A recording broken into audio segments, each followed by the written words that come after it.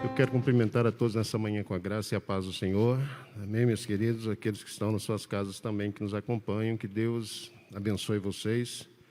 Sejam muito bem-vindos e bem-vindas à casa de Deus. Hoje é o dia 2 de janeiro de 2022, é o primeiro domingo de janeiro, é a primeira oportunidade que nós temos de passar, de estar na casa de Deus, na casa do Senhor.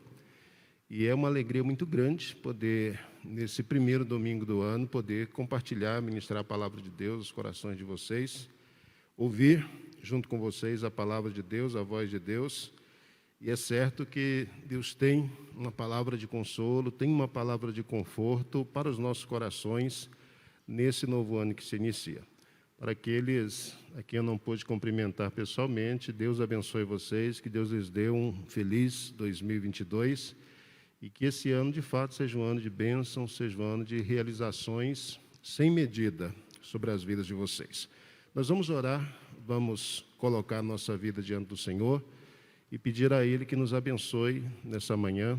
A você que nos visita hoje, Deus te abençoe, seja bem-vindo, que Deus possa abençoar você de um modo muito especial. Quero convidá-la a fechar os seus olhos, a colocar o seu coração diante do Senhor, para nós orarmos, para nós colocarmos diante de Deus agora o nosso coração, a nossa vida.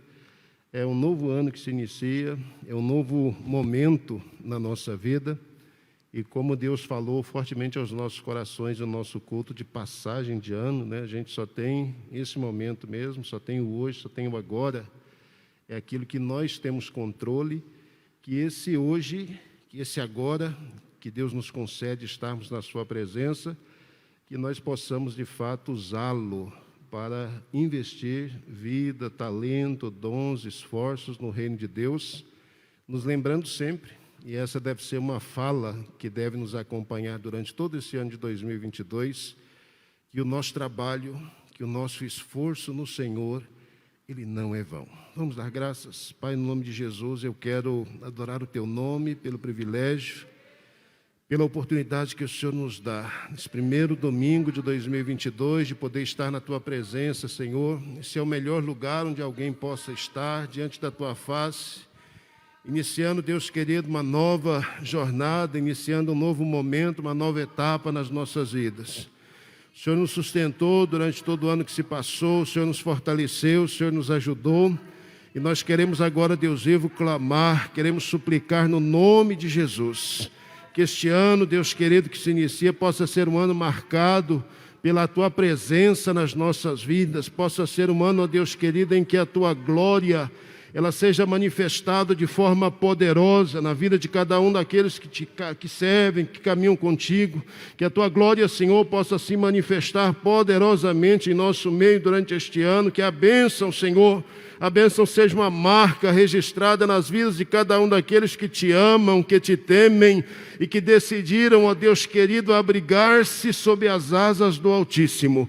Deus bendito, Deus poderoso, Deus maravilhoso, nós colocamos a nossa vida, colocamos o nosso coração inteiramente diante de Ti, suplicamos, Deus, conduza-nos, Senhor, ajuda-nos nesta manhã a prestarmos a Ti um culto que seja agradável a Ti. Ajuda-nos nesta manhã, Deus, a oferecer os nossos corpos, a oferecer as nossas mentes, a oferecer os nossos corações, a oferecer a nossa vida em sacrifício vivo, santo e agradável a Ti, ó Deus, porque este é o culto que o Senhor espera receber de cada um de nós. Nos ajuda, nos abençoa, Deus. Em nome de Jesus, Te adoramos, Senhor. Em nome de Jesus. Amém. Amém. Que Deus nos abençoe. Eu quero convidar vocês a abrirem suas Bíblias no livro de Ezequiel, livro do profeta Ezequiel. Nós iniciamos o nosso ano de 2022 dando sequência a uma série de estudos que nós começamos lá em 2021, através da Bíblia, livro por livro. 2021 Deus nos deu graça de começarmos lá no livro do Gênesis e finalizarmos a última ministração no livro das Lamentações de Jeremias. E hoje a gente começa um novo ano.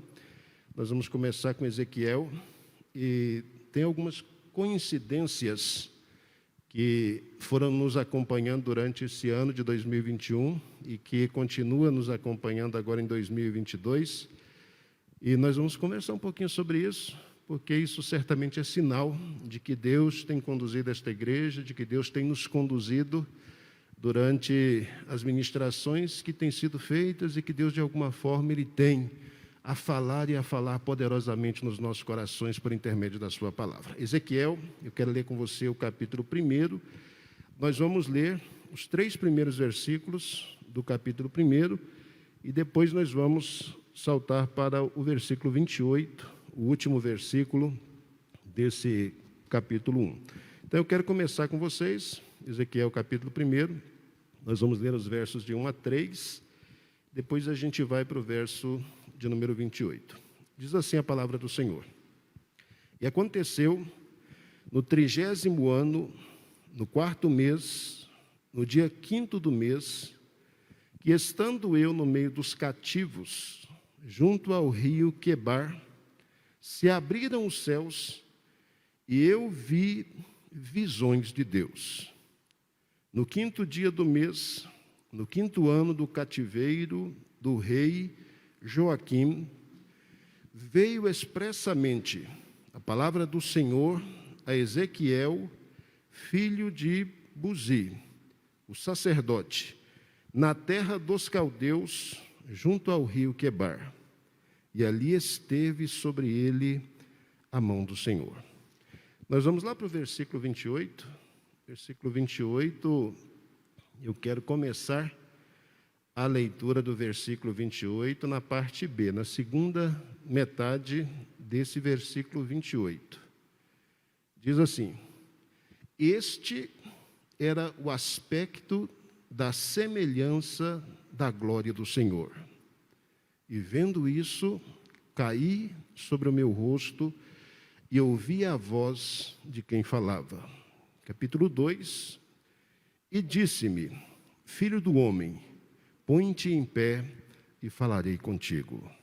Então entrou em mim o Espírito, quando falava comigo, e me pôs em pé, e ouvi o que me falava. Amém? Que Deus nos abençoe, que Deus nos ajude. Nós vamos parar por aqui a leitura, e depois a gente vai fazer mais algumas leituras adicionais nesse livro de Ezequiel, e a partir dessa leitura nós vamos tecer alguns comentários, pelo menos para termos uma noção daquilo que Deus falou através do profeta. Eu disse aqui alguns instantes atrás que durante o ano que se passou, nessas ministrações que vão sendo feitas a cada 15 dias, domingo sim, domingo não, nós estamos aqui reunidos para tratar especificamente dessa temática. Todos os domingos a gente tem a nossa escola e a gente vai, de alguma forma, alternando conteúdos, mas a cada 15 dias nós estamos aqui para pensar, para refletir a respeito da Bíblia e de um livro específico da Escritura, da mensagem que esse livro traz, com o propósito de mostrar de que maneira essa palavra ela se relaciona ao todo da Escritura e, ao mesmo tempo, para mostrar de que maneira essa mensagem ela aponta para a revelação de Deus e de que maneira a gente pode ser alcançado, ser ministrado por isso. Eu disse que a gente teve algumas felizes coincidências, e aí as coincidências estão entre aspas, porque a gente sabe que Deus tem o controle e o domínio de todas as coisas em suas mãos.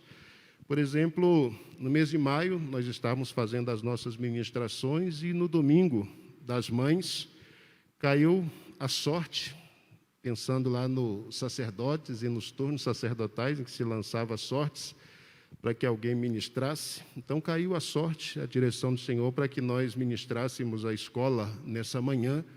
E, por incrível que pareça, no Domingo das Mães, o livro que nós tínhamos que abordar era exatamente o livro de Ruth. Então, nós falamos nesse Domingo das Mães, a partir do livro de Ruth, e vimos um exemplo belíssimo de uma mãe ali naquele livro, né? Então fizemos uma série de comentários, e não vem ao caso nesse momento, as mensagens estão gravadas aí no Facebook da igreja, você pode acompanhar, se você não assistiu e tiver interesse em fazê-lo. No mês de agosto, no Domingo dos Pais, Deus nos deu também a alegria de poder participar de um evento de família aqui na comunidade, e nesse evento, durante a manhã de domingo, Domingo dos Pais, coube a mim também a ministração. E como nós estávamos na sequência de estudos através da Bíblia, o livro que nós abordamos, que caiu para nós, foi exatamente o livro de Jó. E aí, quando a gente faz a leitura de Jó, e particularmente dos primeiros capítulos dele, o que se observa é exatamente o exemplo de um pai, de um homem que teme a Deus, de um homem que caminha com Ele, de um homem que se preocupa com seus filhos, de um homem que educa os seus filhos nos caminhos do Senhor, de um homem que tem cuidado pela vida espiritual dos seus filhos. Então, toda a nossa ministração no livro de Jó, ela caminhou exatamente nesse sentido, nessa direção, mostrando a luz das Escrituras, que da mesma forma que a Escritura apresenta modelos de mães inspirados, naquilo que é o propósito, o projeto maior de Deus, isso a gente viu em Ruth, Deus apresenta também, no caso de pais, modelos, exemplos de homens que, de acordo com a orientação, de acordo com a direção de Deus, cumprem bem o seu propósito. Então, essas foram duas felizes coincidências que nós tivemos. Eu tive a oportunidade de compartilhar com vocês também no domingo, último domingo do ano de 2021. Então, domingo passado, pela manhã, eu estive aqui com vocês. Foi o último domingo de 2021. Nesse último domingo, novamente, coube a minha possibilidade, a oportunidade de estar com vocês.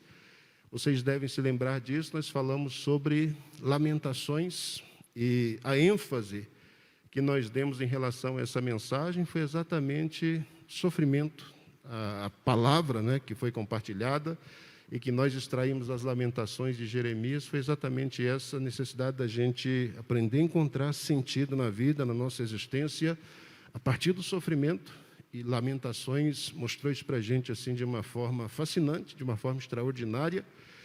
E eu considerei isso uma feliz coincidência. Por quê? Porque nós encerramos o ano de 2021 e se a gente precisasse assim, de uma palavra para descrever o que nós passamos em 2020, particularmente no ano de 2021, talvez a palavra que mais se destacaria seria a palavra sofrimento. 2021 foi um ano marcado por sofrimento, 2021 foi um ano marcado pela dor. Não só o sofrimento e a dor daqueles que não amam, que não conhecem a Deus e que se viraram contra Ele, ou que viraram as costas para Ele, mas foi um ano marcado por dor e por sofrimento daqueles que também amam a Deus, daqueles que temem a Deus, daqueles que servem a Deus. Quantos de nós aqui não sofremos perdas, se não na família, por causa da Covid-19, não sofremos perdas no nosso círculo íntimo de amizade, entre amigos, entre colegas de trabalho, entre irmãos em Cristo?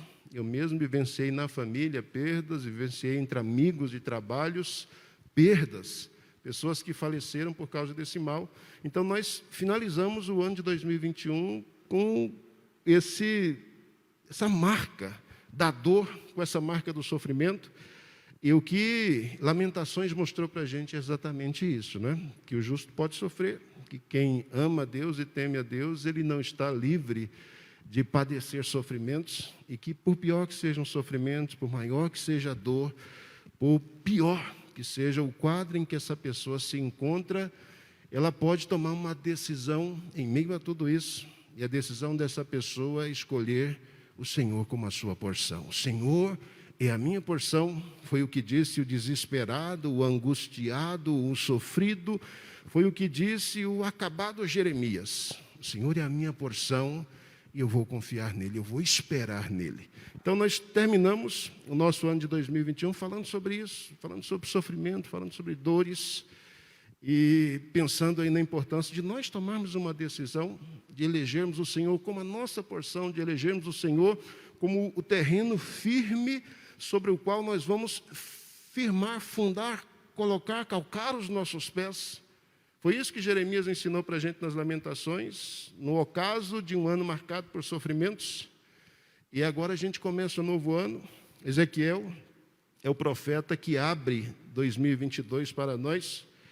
E o que é interessante é que Ezequiel ele abre esse ano de 2022 com um tom de esperança. A palavra Ezequiel significa o Senhor fortalece.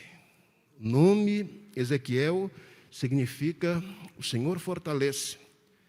E é tão interessante isso, que apesar de Ezequiel trazer ainda uma mensagem de juízo, eu vou compartilhar daqui a pouquinho um pouco do contexto em que ele está vivendo com vocês. Apesar de ele continuar enfatizando isso, o juízo está presente, o mal está aí, nós não temos como fugir dele.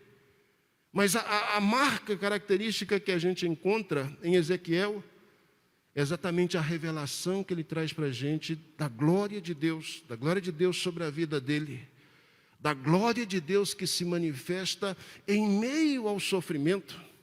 E a coisa mais extraordinária que a gente vai encontrar no livro de Ezequiel é exatamente o tom de esperança que esse livro traz para um povo que foi destruído, que foi arruinado, que está vivendo em meio às dores e sofrimentos que Jeremias e que as lamentações descreveram para todos nós. Então, uma questão interessante em relação a Ezequiel, e aí o meu pedido a Deus é que essa feliz coincidência que nós estamos experienciando nessa manhã de domingo, nesse primeiro domingo de 2022, possa ser de fato um sinal da parte de Deus, um sinal para nós enquanto igreja, um sinal para nós que caminhamos com Ele, um sinal para nós que tememos ao Senhor, um sinal para nós que decidimos dedicar as nossas vidas a Ele. Espero que realmente essa palavra que eu compartilho com vocês nessa manhã seja de fato a fala de Deus para você, dizendo que nesse ano de 2022 você tem aquele que você já elegeu lá no finalzinho do ano como a tua porção. Você tem a tua porção, Senhor, como aquele que te fortalece, como aquele que te ajuda, como aquele que te restaura, como aquele que é soberano sobre todas as coisas, como aquele que tem o domínio absoluto de tudo, e que mais do que isso, aquele que tem promessas de restauração. Então, se Jeremias fala de juízo, de dor e de sofrimento, Ezequiel vem e fala de esperança. A esperança em meio à dor, a esperança em meio ao sofrimento, a esperança para 2022. Por mais que os dias ainda possam ser tenebrosos, e a gente não sabe exatamente o que nos espera por diante, mas nós sabemos de uma coisa: se nós elegemos o Senhor como a nossa porção, a palavra dele para as nossas vidas é que há esperança. Eu quero, antes de qualquer coisa, compartilhar um pouquinho do contexto no qual Ezequiel vive. A Bíblia, antes de ser a palavra de Deus, para mim e para você hoje, antes de nós podermos aplicá-la às nossas vidas e nos apropriarmos das verdades que ela traz, ela foi palavra de Deus para um povo lá atrás. Ela foi uma primeira revelação para alguém que viveu lá atrás, para alguém que primeiramente escutou essa palavra, para alguém que recebeu da parte de Deus essas promessas. E é porque Deus falou lá atrás, é porque alguém lá atrás foi alvo da palavra de Deus, foi alvo do juízo, alvo da promessa de restauração da parte de Deus, é que a gente pode olhar para trás hoje e pode acreditar que o mesmo Deus, que não muda, que é o mesmo ontem, hoje e eternamente, Ele é fiel para cumprir cada uma de suas boas palavras. Então, Ezequiel, ele vive num momento difícil da história de Israel. Os tempos em que ele vive aqui não são tempos bons. Eu posso dizer aqui que é mais ou menos um contemporâneo de Jeremias, e de fato é. Enquanto Jeremias foi aquele profeta que gastou toda a sua vida em Judá, em Jerusalém, pregando e profetizando que o povo deveria se entregar, porque eles seriam levados ao cativeiro, e que não teve respostas, o povo não escutou, o povo não atentou para as suas exortações, para a palavra de Deus que vinha da parte do profeta Jeremias. Nós já falamos bastante sobre ele quando tratamos o livro, as rejeições que o profeta sofreu, a morte triste que ele teve que experienciar, que ele teve que vivenciar, o chamado difícil de Jeremias, de ser um profeta que iria pregar, queria anunciar a palavra de Deus a um povo tapado, a um povo que havia fechado os ouvidos, fechado os olhos e endurecido o coração para não ouvir a voz do Senhor. Então, Jeremias foi esse profeta que viveu, que profetizou em Jerusalém, que gastou toda a sua vida ali pregando para um povo duro de coração.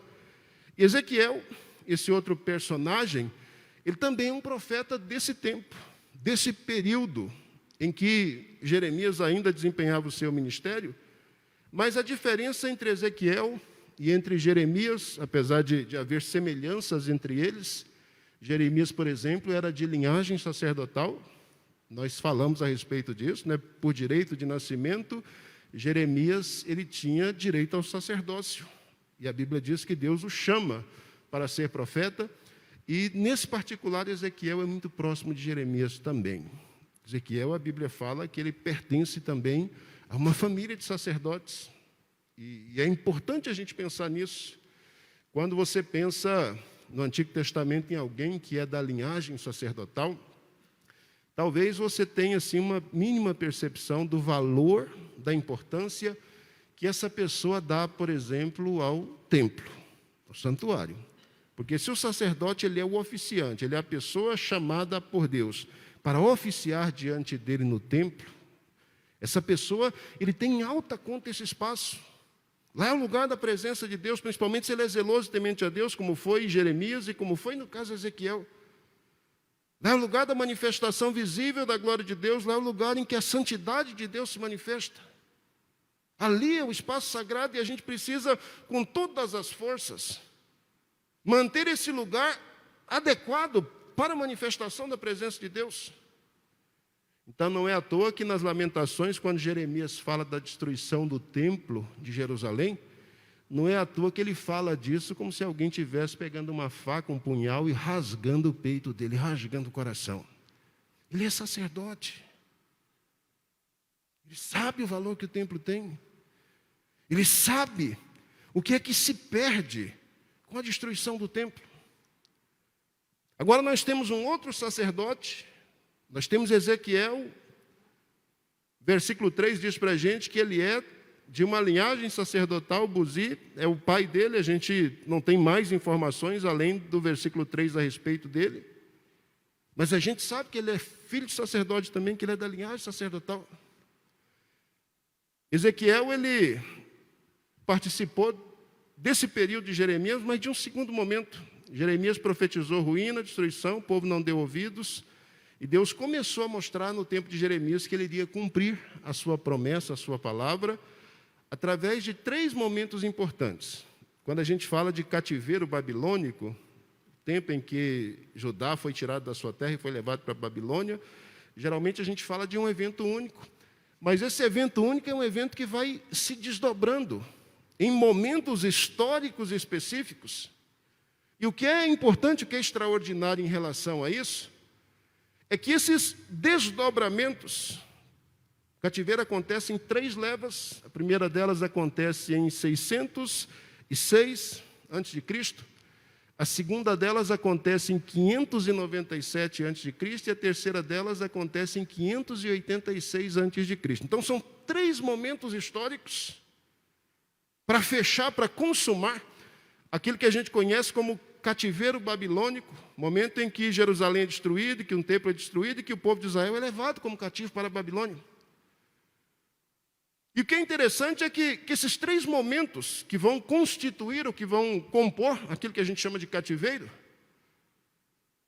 eles são momentos em que a misericórdia de Deus vai se manifestando mais uma vez e mais uma vez. Eles são momentos que demonstram como aquilo que Jeremias diz para a gente nas Lamentações se cumpre fielmente, como as misericórdias do Senhor, elas não têm fim. Jeremias disse: entreguem-se aos seus adversários, ou então Deus vai destruir todos vocês. O povo resistiu, conversa fiada, Deus não vai cumprir a sua palavra. Deus levantou os babilônios na primeira leva, em 606, levou os nobres, levou as pessoas mais importantes de Judá e de Jerusalém para a Babilônia, para mostrar que Deus é fiel e que Deus cumpre fielmente a sua palavra. Se o povo se emendasse, se o povo desse ouvidos à voz do Senhor através do profeta e se entregasse aos seus inimigos e não resistisse ao juízo de Deus que estava sendo derramado sobre ele, Jerusalém teria sido poupada, o templo teria sido poupado. Esse foi o primeiro ato de misericórdia da parte de Deus. Mas o que a gente percebe em relação ao povo? O povo viu o primeiro sinal da parte de Deus, os nobres, os mais importantes, a realeza foi levada. Mas o povo continuou com o coração endurecido, acreditando que Jerusalém era inexpugnável e que o templo, a casa de Deus, a morada de Deus, a arca da aliança, A presença de Deus que se manifestava visivelmente entre os querubins, que isso era absolutamente intocado ou intocável.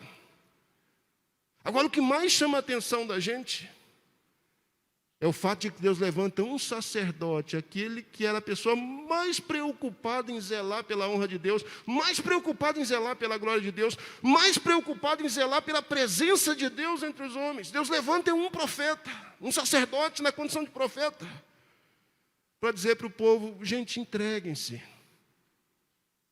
Entreguem seus inimigos de vocês, deixa Deus realizar nas vidas de vocês o juízo que já está descrito. Não resistam. Mas o povo endureceu o coração, resistiu. Alguns anos depois, 9 anos depois, novamente os babilônios vêm sobre eles, 597. Já levaram num primeiro momento a ser as pessoas mais importantes. Agora, nesse segundo momento, eles levam as pessoas do segundo escalão, os importantes que ficaram por lá, e que agora se tornaram os mais importantes, né? Porque os primeiros foram levados. Então, esse segundo escalão é levado em 597. Esse é um segundo momento em que a misericórdia de Deus se manifesta sobre o povo. É um segundo momento em que a misericórdia de Deus mais uma vez se abre diante deles, dizendo: ouçam a voz do profeta, ouçam a palavra do Senhor. Aceitem o juízo de Deus sobre as vidas de vocês, entreguem-se. O povo importante todo foi levado. Ficou só pedreiro e carpinteiro, só os oficiais, alguém que desempenhava alguma função de média importância, e a grande massa pobre. Por que eu estou fazendo menção desses 3 momentos importantes? Porque Ezequiel é levado nesse segundo momento. Em 597, na segunda leva, é que Ezequiel é conduzido para o cativeiro. É nela que ele é colocado junto com um grupo de judeus numa região, uma região até boa, confortável, que ele chama aí junto ao rio Quebar. Então, é uma região próspera, é uma região de terra fértil, é uma região de judeus que estão exilados, que saíram de suas terras e que foram colocados ali na região. Tem possibilidade de viver, tem possibilidade de viver bem. É nessa segunda leva que Ezequiel é conduzido, é guiado. E depois de 5 anos que ele estava no cativeiro, essa palavra que a gente encontra aí no versículo 1 acontece, se cumpre. E aconteceu no 30º ano, esse 30º ano aqui, é o 30º ano de vida do profeta, quando ele completou seus 30 anos de idade. Isso aqui é uma coisa interessante, porque o sacerdote, geralmente, ele começava a oficiar, ele começava a desenvolver o seu ministério sacerdotal aos 30 anos de idade. Interessante que, quando ele completa 30 anos, aconteceu no 30º ano, no 4º mês, no 5º dia do mês, que estando eu em meio dos cativos, junto ao rio Quebar, ele conta a experiência do sacerdote, que nesse momento aqui recebe uma visitação especial da parte de Deus e recebe a vocação para o ministério profético. Olha que coisa extraordinária, né? Nós falamos isso sobre Jeremias. No Antigo Testamento, alguém nasce sacerdote. Mas ser profeta é um dom, é uma designação que só Deus concede, e Ele concede a quem Ele quer. Aqui, novamente, a gente tem alguém que é levantado, nós temos alguém a quem Deus se manifesta, é Ezequiel. Alguém que é profeta, alguém que é sacerdote, alguém que está agora no momento de começar a oficiar como sacerdote, mas que está longe da sua terra, está longe de Jerusalém, que está longe do templo. Na época em que Ezequiel é chamado, Jerusalém ainda não havia sido destruída. Na época em que Ezequiel é chamado para o seu ministério, o templo ainda estava de pé. Judeus continuavam oficiando no templo. Judeus continuavam oferecendo o seu sacrifício, as suas ofertas. Ele foi chamado em 592. Jerusalém foi destruída em 586. Então, pelo menos por uns 5 anos, antes da destruição do templo, Ezequiel foi chamado por Deus, foi levantado entre os cativos para desempenhar um ministério lá.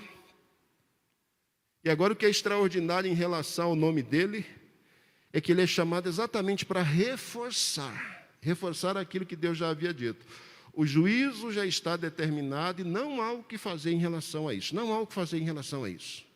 Ezequiel, do capítulo 1 até o capítulo 24, do 1 ao 24, nós temos o registro desses 5 ou 6 anos que Ezequiel desempenhou seu ministério profético antes da destruição de Jerusalém, da cidade do templo. Os primeiros 24 capítulos, eles registram exatamente isso. A fala da parte de Deus por um profeta que está no cativeiro. Enquanto Jeremias, lá em Jerusalém, enquanto Jeremias, lá em Judá, está declarando: Deus vai destruir a cidade, Deus vai destruir o templo.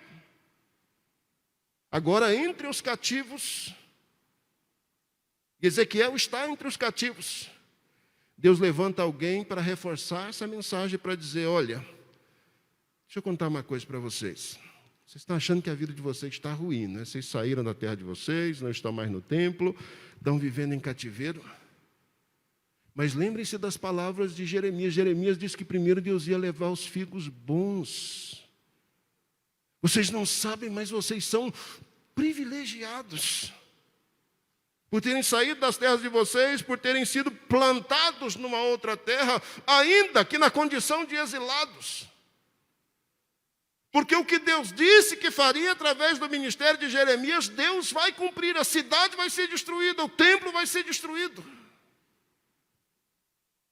Vocês imaginam como é difícil para um profeta sacerdote falar disso, falar do templo sendo destruído? Vocês imaginam como é difícil para um sacerdote, se para Jeremias, nas suas lamentações, quando ele viu o templo destruído, queimado, arruinado, foi como rasgar o coração. Imaginem Ezequiel, o sacerdote, que mesmo tendo que profetizar essas palavras, sempre tem aquela esperança, né? Deus é misericordioso, Deus é gracioso. Quem sabe, quem sabe, quem sabe? Quem sabe? Imaginem o Ezequiel, 5 meses depois que o templo foi destruído, recebendo a notícia: a cidade foi destruída, o templo foi incendiado. Não existe absolutamente mais nada lá, acabou, Deus cumpriu. Deus derramou toda a sua ira, Deus derramou todo o seu furor sobre o seu povo rebelde. Deus derramou toda a sua ira, derramou todo o seu furor sobre a casa rebelde de Israel.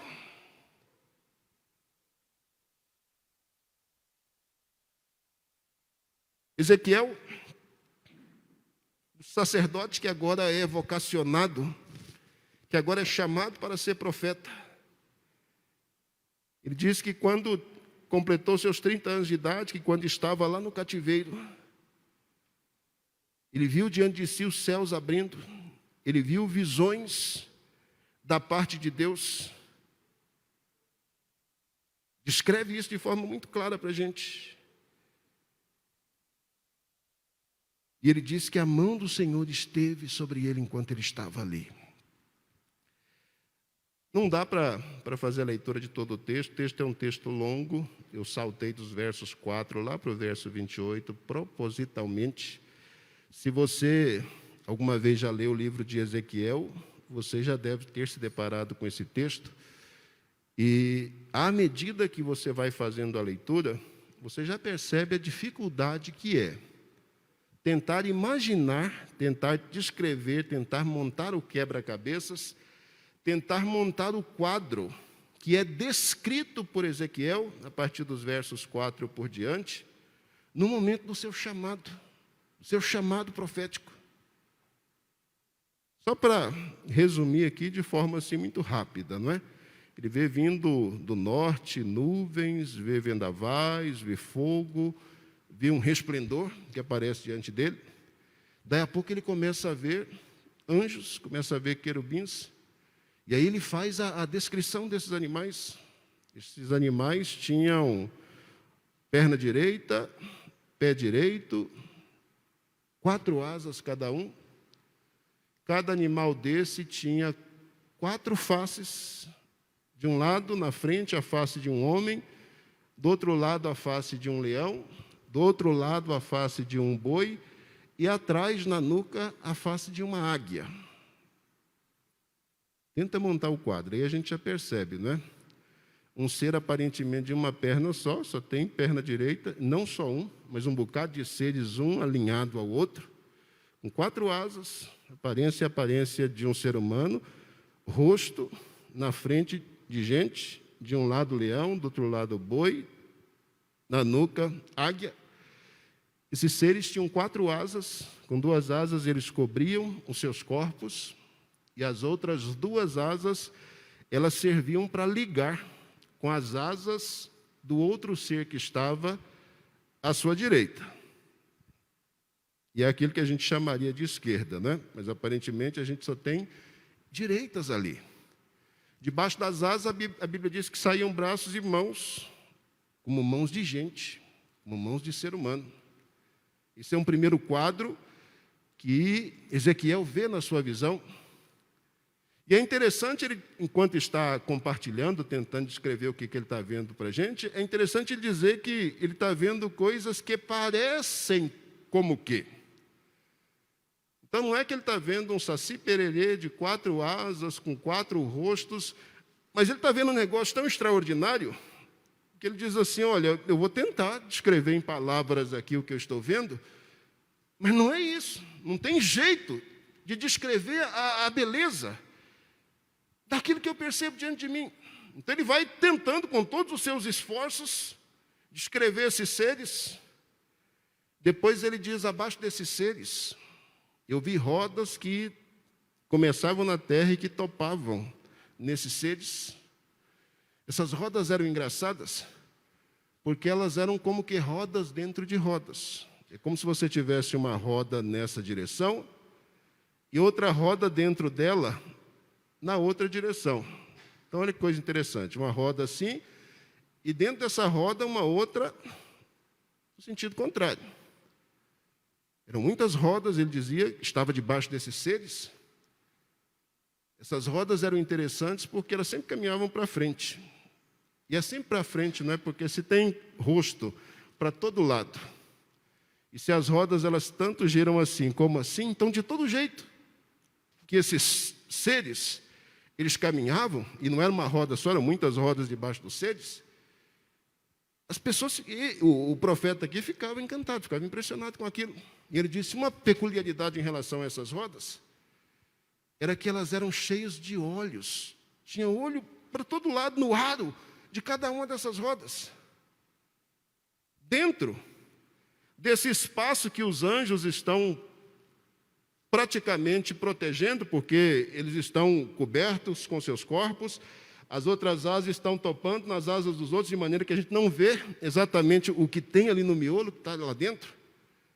Dali surge o Espírito, a partir do qual essas rodas vão sendo norteadas, vão sendo guiadas, surge a voz do Espírito de Deus. E aí ele continua dizendo, enquanto eu estou vendo essa visão, de repente eu vejo como se fosse uma plataforma, em cima desses anjos, desses querubins, e sobre ela tem um trono. E sobre esse trono tem alguém como que semelhante a um ser humano, a um homem. Jeremias está tendo, o Ezequiel, uma visão daquilo que ele chamou, aí no versículo 28, que foi aonde nós lemos, daquilo que ele chamou de semelhança da glória de Deus. Está escrito aí, na última metade do versículo 28, depois dele descrever toda essa visão, depois dele descrever essas coisas extraordinárias, aí ele diz, este era o aspecto da semelhança da glória de Deus. Eu descrevi coisas inimagináveis que ninguém nunca viu. O chamado de Ezequiel é um chamado tão impactante, mas tão impactante, mas tão impactante, que no Antigo Testamento ninguém que foi chamado no Antigo Testamento receber uma visão tão extraordinária da glória de Deus como aconteceu com Ezequiel. Ele é a pessoa que viu, e não apenas que viu, mas que descreveu da forma mais absoluta que as palavras humanas podem descrever aquilo que ele está chamando aqui de glória de Deus. Isaías viu a glória de Deus. Ele viu o templo se enchendo de fumaça, ele ouviu querubins, ele viu o trono da presença de Deus. Isso causou nele aquele impacto tão grande que ele chegou a dizer: eu vou morrer.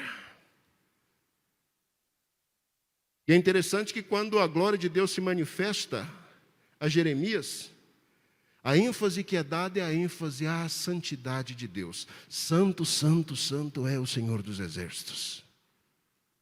É isso que Isaías viu.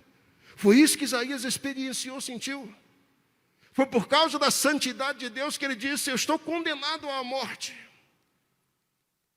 Jeremias também foi chamado pelo Senhor. Deus falou a ele, deu a ele a vocação ministerial. Mas é interessante que o chamado de Jeremias ele é confirmado a partir de uma vara de amendoeira. Depois de chamado, Deus diz para Jeremias: o que é que você vê? Ele diz: eu vejo uma vara de amendoeira. E o Senhor diz: isso é para mostrar para você que eu velo pela minha palavra para a cumprir. Quando a glória de Deus é manifestada a Jeremias, a intenção de Deus é confortá-lo, é dar a ele clareza, segurança de que o Deus que o chamou, de que o Deus que colocou a palavra na sua boca, de que o Deus que o chamou a ser profeta e que deu a ele um espinhoso ministério de anunciar o juízo de Deus, Deus cumpriria cada uma de suas palavras. Agora nós temos Ezequiel, que também vê a glória de Deus, ou que também vê alguma coisa que ele diz que é semelhante à glória de Deus. E com Ezequiel, a partir dessa descrição que ele faz, nós podemos perceber três atributos que fazem de Deus aquilo que Deus é. A gente chama esses atributos de atributos incomunicáveis. Deus não compartilha. Quando ele criou o ser humano, soprou nos narizes dele o fôlego de vida e conferiu a esse ser humano uma série de qualidades que Deus tem, que Deus possui, que Deus espelhou nesse ser criado à imagem e semelhança dele. Esses três atributos que são vistos a partir dessa visão de Ezequiel, esses atributos eles não foram e não são e jamais serão compartilhados com qualquer criatura. O primeiro desses atributos, ele é a onipresença de Deus. A onipresença de Deus, ele é vista assim de forma absoluta, a partir da visão que o profeta tem. Você já pensou nisso? De um ser que só caminha para frente, que de todo jeito que ele anda é para frente. Todo jeito que ele anda é para frente. Você já pensou em rodas que só rodam para frente, que de todo jeito que você pensar ela, só está rodando para frente? 4. O número 4 aparece várias vezes. 4 asas, 4 rodas, 4. 4 aparece aqui o tempo todo. 4. Gente, leão, boi, águia. 4 asas. 4. Isso fala da onipresença de Deus. Você não imagina a importância que essa visão tem para Ezequiel no momento em que ele está sendo chamado. Você nem imagina a importância que isso tem para ele. Lembra que para um sacerdote e para um judeu, a glória de Deus, quando a gente fala de glória de Deus, nós estamos pensando na manifestação visível dessa glória. A glória de Deus ela está restrita ao tabernáculo, isso aconteceu lá no último capítulo do livro de Êxodo. E depois ela se restringiu ao templo de Salomão. Foi quando na glória, a manifestação visível da glória de Deus ocorreu entre eles. Para um judeu, a manifestação da glória de Deus está presa aquilo ali, a tabernáculo e depois ao templo de Salomão. Por isso o apego que esse pessoal tem ao templo. Por isso a tranquilidade em pecar. Porque Deus jamais vai permitir que os inimigos se acheguem até a presença dele, que os inimigos profanem a glória dele, que os inimigos profanem a santidade dele. Agora, quando essa visão é manifesta, quando ela ocorre para Ezequiel, a primeira coisa que Deus mostra é que ele não está circunscrito, que ele não está preso a quatro paredes, que ele não está preso a uma arca, que ele não está preso a querubins, que ele não está preso a Santo dos Santos. Mas pelo contrário, ele é o Deus que está em todos os lugares, que habita em todos os lugares, que tem o controle absoluto de todas as coisas e que nada, absolutamente nada se furta, nem ao seu poder, nem ao seu poder. E nem a sua presença. Ezequiel vê essa visão que ele descreve aqui e diz que essa visão é como um raio. Toda hora parece que esses seres estão andando de um lado para o outro, parece que é raio que está sendo disparado diante dele o tempo todo. Então a onipresença de Deus ela é vista através dessa visão. E para Ezequiel, o sacerdote que aprendeu que só é possível contemplar e vivenciar a glória de Deus no Santo dos Santos, ele agora, em meio ao exílio, ele consegue vivenciar, consegue experienciar a manifestação da glória de Deus na sua vida. A glória de Deus está para muito além do templo. Essa é a primeira lição que um sacerdote profeta precisa aprender. Antes de ele receber a notícia de que o templo dele foi destruído, de que o Santo dos Santos foi destruído, de que a arca foi levada, de que já não existe absolutamente mais nada. Se não tem Jerusalém, se não tem templo, então Deus de Israel perdeu, acabou, ele não existe mais. Mas antes disso ele aparece para Ezequiel, aparece aqui no capítulo 2, para dizer, olha, eu sou Deus além do templo, eu sou Deus além do Santo dos Santos, eu sou Deus soberano, que tem o domínio, que tem o controle de todas as coisas e que está em todos os lugares. A onipresença de Deus é vista na visão. Segunda característica importante, a gente vê a onipotência de Deus sendo descrita, o senhorio, a soberania dele a partir desta visão. Ele está num trono. Os anjos são aqueles que apoiam esse trono, ele é Senhor do mundo espiritual. E o rosto de cada um desses anjos representa algo da criação de Deus. O ser humano como a melhor expressão daquilo que Deus criou. A águia como o rei das aves, a rainha das aves, né? O leão como o rei dos animais selvagens e o boi como o rei ou como o animal mais importante daqueles animais considerados domésticos. Aquela visão dos rostos e cada rosto representando o ser humano e depois os outros seres criados por Deus. Mostram novamente que Deus está acima. A gente canta isso o tempo todo, Deus está no trono e realmente é no trono que Ele está.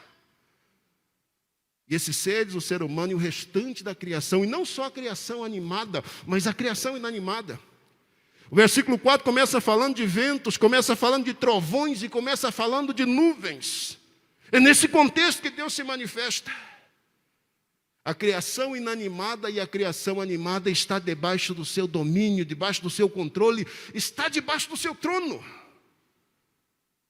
Deus é onipotente, Deus é todo-poderoso, Deus tem o controle absoluto de todas as coisas.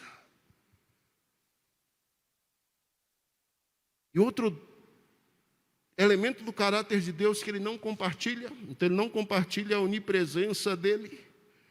Ele é o único que está em todos os lugares e que nada se furta a Ele. Ele é o Deus onipotente, Ele é aquele que tem o seu trono estabelecido sobre a criação natural e sobre a criação sobrenatural. O trono dele está acima de tudo e de todos. Terceiro elemento do caráter de Deus, da natureza dele que ele não compartilha é a sua onisciência. A capacidade que Deus tem de saber todas as coisas, de ver, de enxergar todas as coisas. Essas rodas, que a Bíblia diz que são cravadas de olhos. 2 rodas, uma dentro da outra, e elas só caminham para frente, elas são cravadas de olhos. Esses olhos ressaltam exatamente essa característica do Deus de Israel, que é a característica de ser onisciente, de saber, de conhecer absolutamente todas as coisas.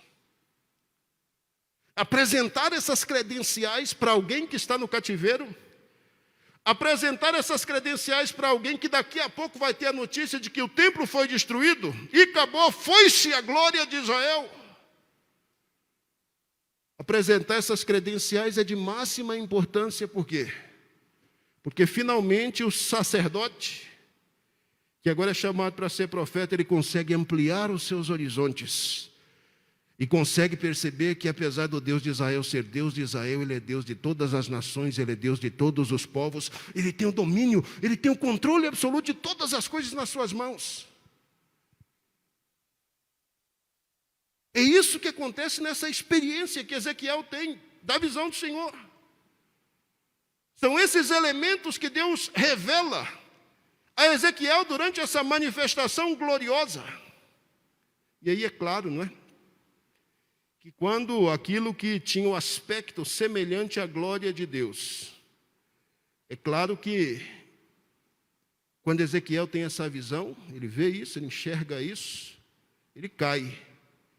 É isso que ele diz, e vendo isso, vendo essa visão, eu caí sobre o meu rosto. E aí eu ouvi uma voz que falava comigo, e essa voz dizia a mim, filho do homem. Essa expressão, filho do homem, ela aparece 92 vezes no livro de Ezequiel. Fora de Ezequiel, ela aparece uma vez no livro de Daniel.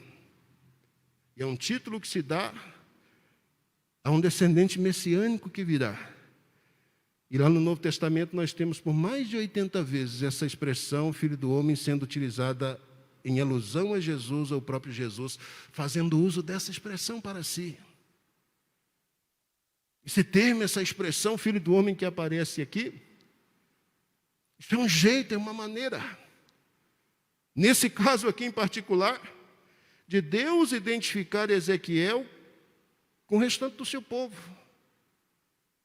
Filho do homem significa que você é um com eles. Filho do homem significa que você é um no mesmo barco que eles. Mesmo que esteja chamando você a falar a uma casa rebelde, isso é importante porque você vai sofrer uma série de consequências e já está sofrendo por causa da rebeldia de outros.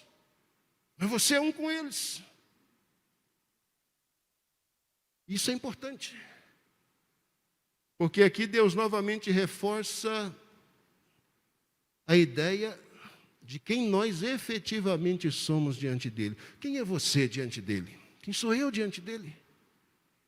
Quem é o sacerdote, nascido sacerdote diante dele, que agora contempla aquilo que ele diz que é semelhante à glória de Deus?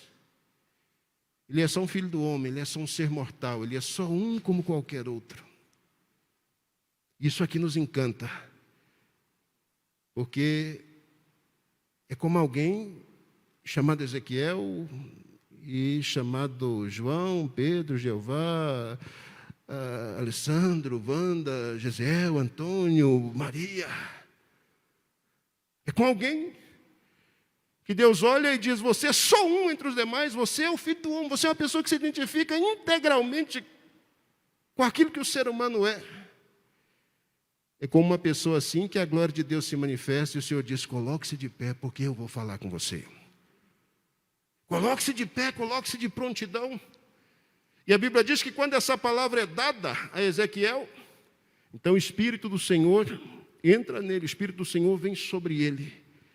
Vem sobre ele de uma forma tão extraordinária que aquele que era só mais um entre os demais, e que diante da face de Deus e da glória de Deus e da santidade de Deus e desses atributos de Deus estava simplesmente prostrado, caído.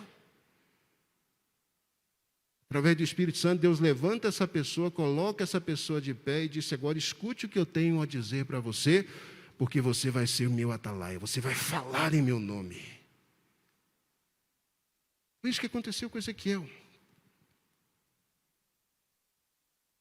E o nome Ezequiel fala exatamente disso, né? Fala de esperança, fala de fortaleza. A mensagem de Deus para ele é exatamente essa: você vai falar de juízo, vai anunciar o juízo, porque o juízo é iminente, não tem como. Casa de Israel é casa rebelde. Mas eu não estou chamando você para falar sobre juízo, não é exatamente esse o ministério que você vai desempenhar aqui. Aqui você vai reforçar aquilo que foi dito lá.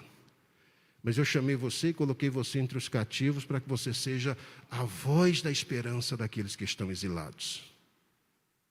Deus está chamando você nesta manhã, chamando você para esse ano de 2022, para experienciar a glória dEle, para se aproximar dEle, para suplicar o seu auxílio e a sua direção, para ter uma experiência tão pessoal e tão radical com Deus, que ajude você a se perceber quem você efetivamente é. Você é filho do homem, você é só mais um entre os demais.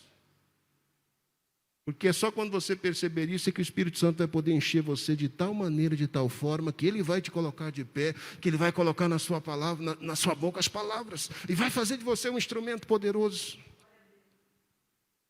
É tão lindo, é tão extraordinário esse negócio da glória de Deus que se manifesta para Ezequiel aqui no início da sua visão. Porque a glória de Deus se manifesta quando ele é chamado, a glória de Deus se manifesta no meio do ministério dele, e essa mesma glória de Deus que começa aqui, ela se manifesta lá no finalzinho do ministério. Meu tempo encerrou, mas eu quero só ler com vocês aqui 2 ou 3 trechos importantes que estão relacionados a essa questão da glória, porque isso é o coração da mensagem de Ezequiel. Abra a sua Bíblia no capítulo 10 de Ezequiel.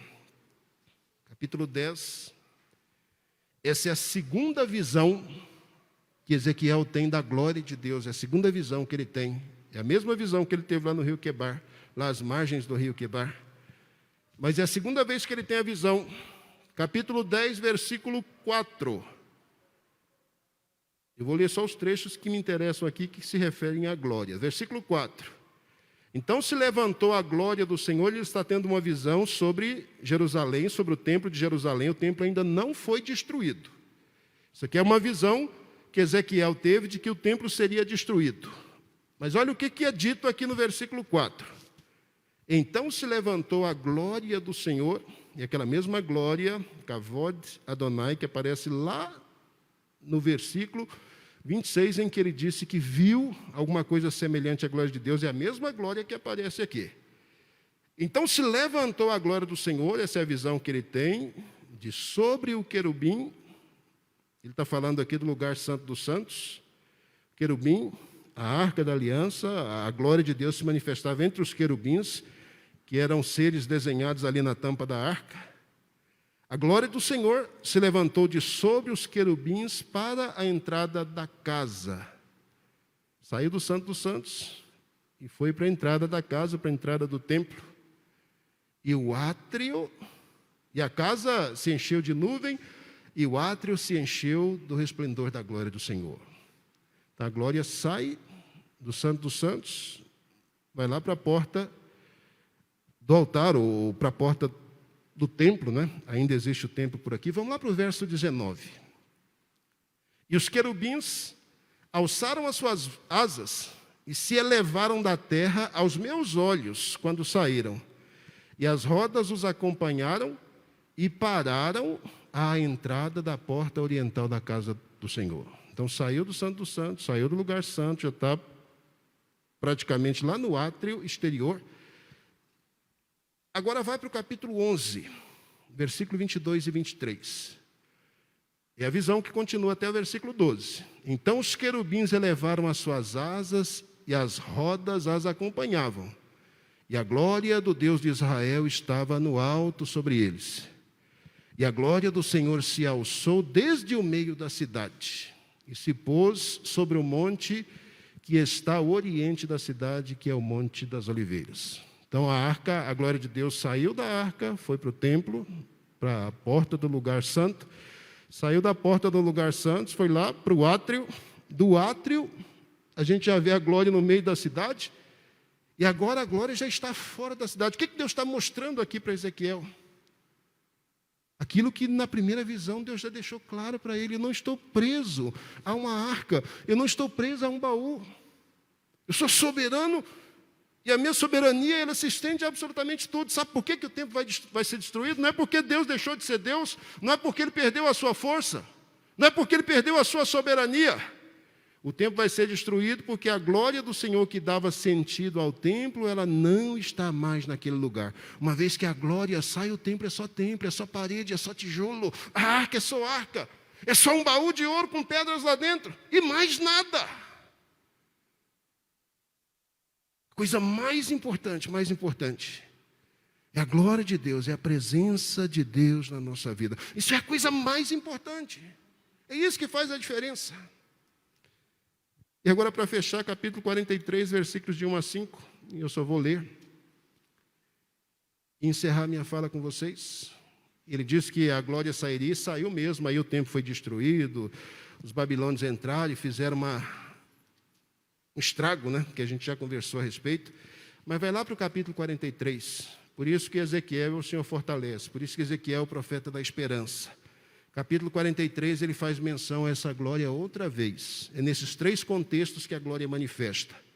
Olha o que ele diz, é visão. Então me levou à porta, a porta que olha para o caminho do Oriente. E eis que a glória do Deus de Israel vinha do caminho do Oriente. E a sua voz era como a voz de muitas águas. E a terra resplandeceu por causa da sua glória. E o aspecto da visão que vi era como o da visão que eu tinha visto quando vim destruir a cidade. E eram as visões como as que vi junto ao rio Quebar, e caí sobre o meu rosto.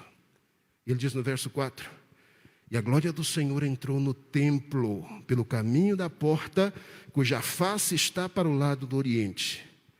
E levantou-me o Espírito, e me levou ao átrio interior, e eis que a glória do Senhor encheu o templo.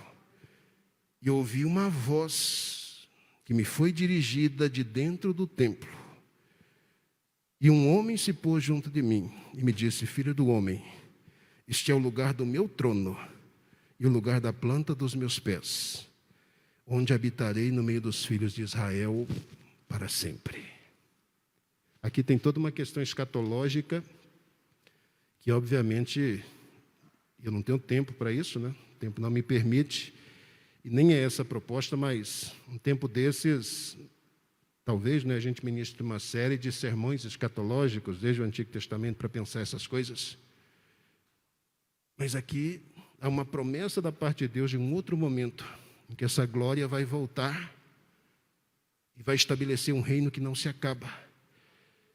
E na visão que Ezequiel tem, essa glória que volta é uma glória que fala, essa manifestação, essa glória visível de Deus, ela fala, ela diz, eu vim para estabelecer de uma vez por todas o reino. Feche seus olhos, coloque o seu coração, a sua vida diante do Senhor. Deus é um Deus que nos fortalece, Deus é um Deus que traz a todos nós esperança. Esperança foi dada a Israel, vocês vão ser levados cativos, mas um dia Deus vai levar vocês de volta para a terra deles, para a terra de vocês.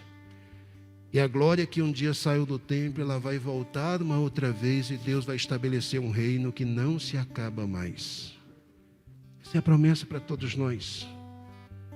Essa é a promessa. Se você vive em situação de angústia, de dor, de sofrimento, de exílio, Deus está contigo no exílio. A glória do Senhor está onde você estiver. A glória do Senhor está, ela vai se manifestar onde você estiver. Quando essa glória se manifestar e você percebê-la, então você vai ouvir a voz do Senhor dizendo para você, eu te levanto, eu te coloco de pé. Eu te sustento, eu te fortaleço. E eu cumpro cada uma das minhas boas palavras que são ditas em relação a você. Bendito Deus, eu sou grato. Sou grato porque nós podemos começar um novo ano, com palavras de esperança, com palavras, ó Deus querido, de conforto, de consolo, com palavras, ó Deus querido, de de esperança em relação à glória que uma outra vez vai se manifestar para que se estabeleça um reino que nunca mais acaba. Nós estamos aguardando a manifestação desta glória, Senhor. Da época de Ezequiel, de quando ele profetizou por diante, nunca mais essa glória se manifestou. Ela não se manifestou no templo de Esdras, ela não se manifestou na época de Jesus. A Shekinah nunca mais se manifestou. Mas há uma promessa em que o Senhor vai manifestar sua glória de uma vez por todas, e que nesse tempo o seu reino vai ser estabelecido. E nós somos cidadãos desse reino, nós cremos nesta promessa, nós estamos aguardando, Senhor, ansiosamente, que esta palavra se cumpra, porque nós sabemos que ela é bênção para as nossas vidas, nós sabemos que ela tem direcionamento para as nossas vidas. Que teu reino, bendito Deus, seja glorificado, que teu nome, querido Salvador, seja exaltado nas nossas vidas e através delas. Pai Celestial, nós cremos nesta palavra que é fiel e que é digna de toda aceitação. Ajuda-nos, Deus vivo, ajuda-nos a perceber a sua glória, ajuda-nos a vivenciar a tua glória, ajuda-nos a experienciar a sua glória. Dá-nos consolo, dá-nos conforto, Deus querido, a partir da manifestação da sua glória, da sua presença entre nós, da sua presença nas nossas vidas. Porque é só disso que nós precisamos para avançar, Senhor. No nome de Jesus, ó Pai Celestial, nós nos colocamos diante de Ti e suplicamos a Tua misericórdia. Em nome de Jesus. Aleluia! Louvado seja o Teu nome, Senhor.